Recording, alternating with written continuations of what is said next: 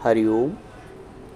आपके पास आपकी श्वासें अमूल्य हैं, आपका समय अमूल्य है, आपकी मानसिक शक्ति अमूल्य है, आपकी शारीरिक शक्ति अमूल्य है, आप में भरा स्नेह अमूल्य है, आपकी करुणा अमूल्य है, आपके आंसू जो जरा जरा सी बातों पे संसार के लिए निकल आते हैं, वो आंसू अमूल्य हैं। आप इन अमूल्य धन को कहाँ लगा रहे हैं, कहाँ इन्वेस्ट कर रहे हैं, कहाँ विनियोजित कर रहे हैं? ये अपार संपदा है, आपको ईश्वर ने दी है। ये अमूल्य संपदा है जो आपको ईश्वर ने दिया है, और आप इसको कहाँ लगा रहे हैं?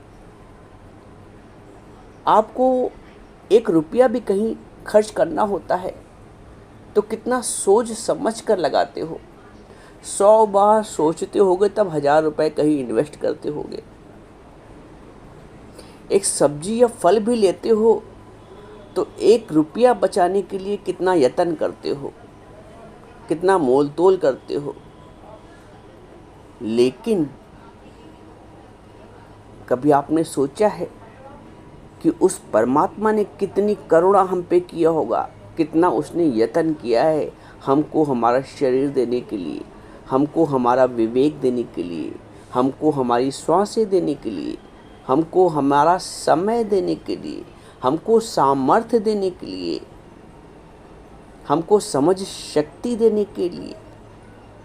उस ईश्वर ने बहुत प्रयत्न किया है। आप 1 रुपया कमाते हो या कहीं लगाते हो तो बोलते हो कि मैंने यत्न से कमाया इसलिए मैं सोचूं नहीं 100 बार। तो ये जो परमात्मा ने अमूल धरोहर आपको दी है, क्या कभी इसके लिए सोचते हो कि कहाँ लगा रहे हो? 1 रुपये के लिए तो सोचते हो, सब्जी वाले से फल वाले से मोल तोल कर लेते हो।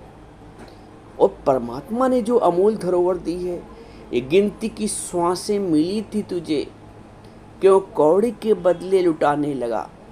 एक एक श्वास का कितना मूल्य है। अभी हॉस्पिटल चले जाओ तो प्रति घंटे के हिसाब से ऑक्सीजन का पैसा लेते हैं, 500 रुपये 700 रुपये जैसा भी हो। और हम 1 घंटे में कितनी श्वासें ईश्वर से निःशुल्क प्राप्त करते हैं, कितना समय ईश्वर से निःशुल्क प्राप्त करते हैं। और उन श्वासों को लगाते कहाँ हैं? जरा सा गहराई से चिंतन करो। आँख खुलती है और जब रात को अपने बेड पे जाते हो तो जीवन में जो ये दिन भर जितनी श्वासें ली हैं, कहाँ लगी हैं? जो अमूल समय मिला था प्रभु से, कहाँ लगा है? लगा है परमार्थ में, लगा है अपने ऊपर, लगा है अपने कल्याण के ऊपर, कि दुनिया के मोह माया में लगाए हो? कहाँ लगाए हो? एक सुअर सूरी होती है, बच्चे पैदा करती है और उसी विष्ठा में खुश रहते हैं। एक साथ 15-16 बच्चे। मोह है, विष्ठा है, मज़े हैं। ये मज़ा इंसान के लिए नहीं है। अगर इंसान भी इसी मोह में लिप्त रहा तो अपने उद्देश्य की प्राप्ति कब करेगा? कब अपना समय परमार्थ में लगाएगा, अपने में लगाएगा? सारा समय दूसरों की बातें, दूसरों की चर्चा, दूसरों का सब कुछ, दूसरों का दूसरे। अपने लिए क्या करते हो? अपने कल्याण के लिए क्या करते हो? चलो वो भी मान लिया तुमने अपने लिए किया, अपने परिवार के लिए किया, लेकिन अपने सेल्फ के लिए क्या किया? तुम्हारी जब बुद्धि चलेगी तो आप ये बोलोगे कि मेरे हैं तो मैं करूँगा ना, मैं नहीं करूँगी तो कौन करेगा? बिल्कुल ठीक है, आप करिए, लेकिन वैसा करिए जैसे एक कर्जदार और एक कर्ज को चुकता करने वाला, एक कर्ज लेने वाला, एक कर्ज देने वाला।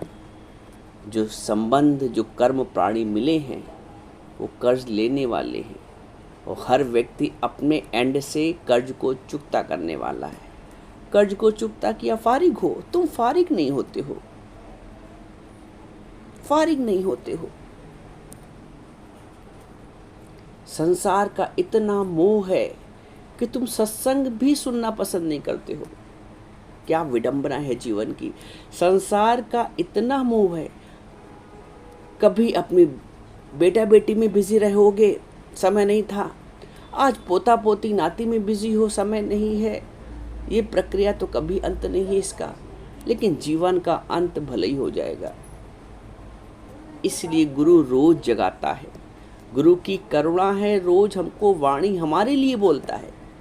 आप क्या समझते हो उस निराकार की कितनी करुणा है। गुरु के रूप में हमें वचन देता है, गुरु के रूप में हमको भगवान से जोड़ता है, और हम इधर से सुनते हैं, इस कान से उस कान से निकाल देते हैं। एक फॉर्मेलिटी कर ली, एक औपचारिकता कर लिया है, आके बैठे सुन के चले गए, मोबाइल पे ऑन किया, थोड़ा सुना, छोड़ छाड़ दिया, सब्जी काटते गए, वाणी सुनते गए, आटा मारते गए। क्या क्या क्या वैल्यू दे रहे हो सत्संग को? क्या गुरु के वचनों की, ये ब्रह्म वाक्य की वैल्यू है? ये तुम ब्रह्म वाक्य को क्या महत्व दे रहे हो? वाह, जहां से कुछ प्राप्त नहीं होना है, जिस मोह से, जिस ममता से तुम्हें सिर्फ फटकार धिक्कार मिलना है, कर लो, मिलता है। मैंने देखा है जीवन में लोगों को, सब कुछ पाल पोस के बड़ा किया, आखिर में ये हुआ कि क्या किया? कोई नहीं मानने वाला, कोई तुम्हारा शुक्राना करने वाला नहीं, कोई तुम्हारा एहसान मानने वाला नहीं। तुम अपनी सारी सांसें उसको दे दो, सारा समय दे दो, धन दे दो, अपनी हड्डी हड्डी खपा दो, कोई मानने वाला नहीं है, ये समझ लो। इसीलिए गुरु जगाता है कि तुम्हारे जीवन का उद्देश्य ये नहीं है जहाँ तुम लगे हुए हो। तुम्हारे जीवन का बहुत प्रार्थना हुई है भगवान से गर्भ में कि हे प्रभु निकालो, मैं तेरा ही कार्य करूँगा, लेकिन जीवन भर अपना कार्य करते रहे। क्या विडंबना है। भगवान भी सोचता होगा कितना एहसान फरोश मनुष्य है, कैसा गिड़गिड़ाया है गर्भ में मेरे से, और अब क्या कर रहा है, किस ओर तेरी मंजिल, किस ओर जा रहा है, कहाँ जाना था, कहाँ जा रहे हो। जिन बेटा बेटी पोता पोती के लिए तुम अपना जीवन लुटाए हो, तुमने अपना सब कुछ लुटाया, लेकिन उनको मज़ा भी ना आया। ऐसे व्यापार से क्या फ़ायदा। प्रभु को एक घड़ी दो, प्रभु तुम्हारे ऊपर संपूर्ण ममता निछावर कर देंगे। ये प्रभु की करुणा है। तू एक कदम तो बढ़ा, प्रभु 10 कदम बढ़ाते हैं। आ दौड़ क्या प्रेमी, तुझे भगवान बुलाते हैं। भगवान कहता आओ मेरे पास दौड़ के, तू एक कदम तो बढ़ा, प्रभु 10 कदम बढ़ाते हैं। तुम्हारे सारे कदम माया में, मोह में, ममता में, विकार में, रोने में। कितना रोए हो संसार के लिए, कितना रोए हो बेटा बेटी के लिए, कितना रोए हो सांसारिक प्राप्तियों के लिए। क्या कभी रोए हो भगवान के लिए? क्या कभी रोए हो प्रभु के लिए?